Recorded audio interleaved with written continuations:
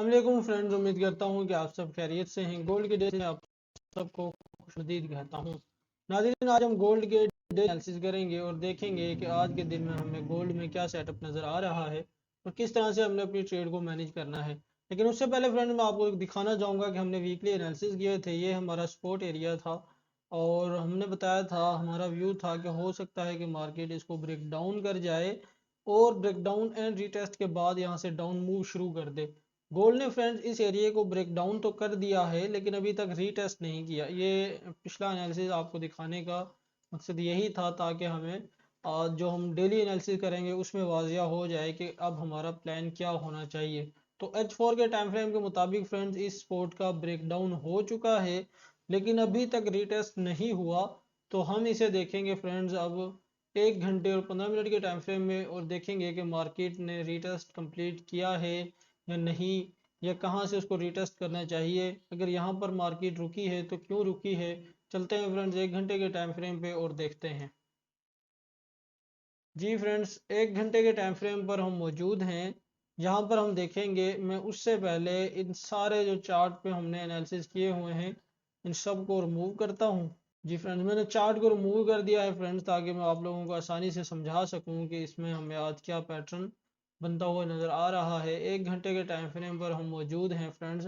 देखें, सबसे पहले हमने देखना होता है मार्केट का ट्रेंड क्या है। यहाँ से अगर हम देखें, ये हाई था, ये हायर लो है, ये हायर लो है और यहाँ से आप देखेंगे मार्केट ने इस सपोर्ट को पहले ब्रेक डाउन नहीं किया था।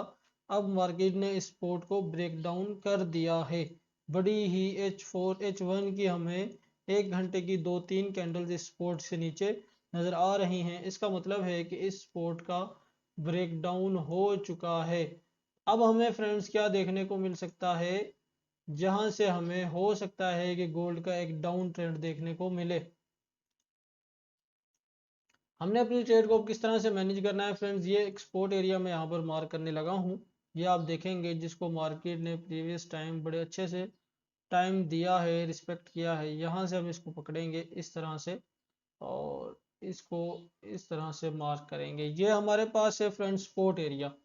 अब बात आती है फ्रेंड्स, ये पहले सपोर्ट एरिया था, अब रेजिस्टेंस एरिया बन चुका है। अब हमने देखना है कि हमारे पास इसके अलावा नेक्स्ट सपोर्ट एरिया कौन सा है।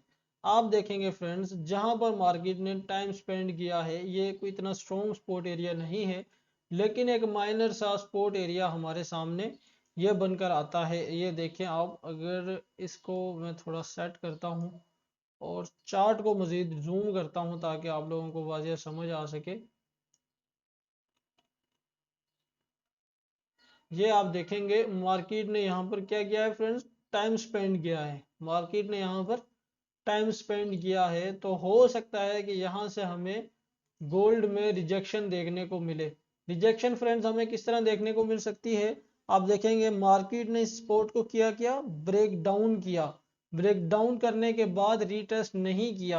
हो सकता है कि मार्केट इस एरिया को रीटेस्ट करने आए और रीटेस्ट करने के बाद एक डाउन मूव करे, अपने ट्रेंड को सेल में जारी रखे अगर इस सपोर्ट को रीटेस्ट करती है प्राइस तो।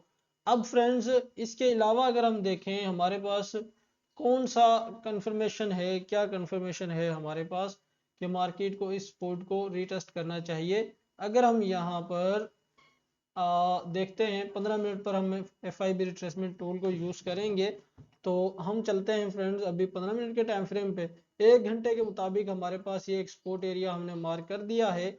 अगर प्राइस इसको भी ब्रेक डाउन कर जाए, देखें यहाँ से मार्केट ने क्या किया, इस सपोर्ट को ब्रेक डाउन किया। अगर प्राइस इसको भी इसी तरह ब्रेक डाउन करती है तो नेक्स्ट सपोर्ट एरिया हमारे पास ये वाला निकल कर आता है जो अच्छा स्ट्रॉन्ग एरिया है। तो फ्रेंड इसे भी मैं मार्क करता हूँ ताकि आपको लोगों को लेवल्स का भी पता लग सके। ये हमारे पास एक नेक्स्ट सपोर्ट एरिया है जो अच्छा स्ट्रॉन्ग वाला सपोर्ट एरिया निकल कर आता है। ठीक है फ्रेंड्स, तो हो सकता है कि मार्केट इसको भी ब्रेक डाउन एंड रीटेस्ट करे तो हमें यहाँ तक देखने को मिले। 15 मिनट के टाइम फ्रेम पे चलते हैं फ्रेंड्स। इस टाइम फ्रेम के मुताबिक हम इस सपोर्ट को थोड़ा सा एडजस्ट करेंगे। यहाँ से पकड़ेंगे फ्रेंड्स इसको हम और इस तरह से इसको एडजस्ट करेंगे। ये हमारी सपोर्ट एरिया जो है वो एडजस्ट हो चुका है और इसको भी थोड़ा सा 15 मिनट के मुताबिक एडजस्ट करने की कोशिश करेंगे इस तरह से। ठीक है फ्रेंड्स, अच्छा, अब आपने समझना है फ्रेंड्स, अगर हमें मार्केट यहाँ से रिजेक्शन देती हुई नजर आए, यहाँ से हमें दोबारा मार्केट रिजेक्शन देती हुई नजर आए, तो हमें इस सपोर्ट के करीब से दोबारा सेल मूव देखने को मिल सकती है। अगर मार्केट इस ट्रेंड इस रेजिस्टेंस को रीटेस्ट करती है। अगर हम यहाँ पर फिबोनाची यूज करते हैं, अगर हम फ्रेंड्स फिबोनाची की मदद से देखते हैं कि मार्केट कितना रीटेस्ट कर सकती है, तो इस लो से हम फिबोनाची को लगाएंगे, यहाँ से पकड़ेंगे और इस एरिया तक इसको सेट करेंगे, तो हम देख रहे हैं कि हमारे सपोर्ट एरिया के करीब ही हमें फिबोनाची के 2 गोल्डन पॉइंट्स नजर आ रहे हैं। यानी मार्केट हो सकता है कि इस एरिया तक आए, 0.5 या 0.618 के एरिया तक आए और यहाँ से हमें दोबारा रिजेक्शन लेती हुई डाउन साइड पर नजर आए। ठीक है फ्रेंड्स, बिल्कुल सिंपल से एनालिसिस कर रहा हूँ फ्रेंड्स। उससे पहले एनालिसिस कंप्लीट होने से पहले आप सबसे गुजारिश है कि हमारे यूट्यूब चैनल को सब्सक्राइब भी करें, वीडियो को लाइक भी करें, ताकि इस तरह की एनालिसिस वाली वीडियो आप लोगों तक बआसानी पहुँच सके। तो देखें फ्रेंड्स, इसके अलावा अगर हम बात करते हैं नेक्स्ट सपोर्ट की, कि अगर मार्केट यहाँ से इसको ब्रेक डाउन कर जाए, तो हमारे पास नेक्स्ट सपोर्ट एरिया कौन सा निकल कर आएगा फ्रेंड्स। तो ये एरिया हम थोड़ा सा बड़ा मार्क करेंगे, क्योंकि ये एक स्ट्रॉन्ग सपोर्ट एरिया है, यहाँ पर मार्केट ने काफ़ी टाइम स्पेंड किया है। अगर प्राइस इस एरिया से ब्रेक डाउन कर जाए, यहाँ से भी ब्रेक डाउन एंड रीटेस्ट करे, तो फिर हमें प्राइस इस एरिया तक देखने को मिल सकती है। ये सुबह सुबह मार्केट ने यहाँ से ब्रेक डाउन एंड रीटेस्ट किया था, मार्केट ने इसको ब्रेक डाउन किया था फ्रेंड्स। हो सकता है कि आप में से कई दोस्तों ने इस ट्रेड को ना पकड़ा हो, सेल साइड पे प्रॉफिट ना लिया हो। तो छोटे टाइम फ्रेम में तो देखें, इसको रीटेस्ट भी किया था, छोटे टाइम फ्रेम में मार्केट फौरन रीटेस्ट कर लेती है, रीटेस्ट भी किया था। अगर किसी ने इस ट्रेड को एक्टिव नहीं किया फ्रेंड्स, तो हमें इंतजार करना चाहिए कि मार्केट इस सपोर्ट को दोबारा ब्रेक डाउन एंड रीटेस्ट करे, तो फिर हम इस साइड के लिए अपनी ट्रेड को एक्टिव करें।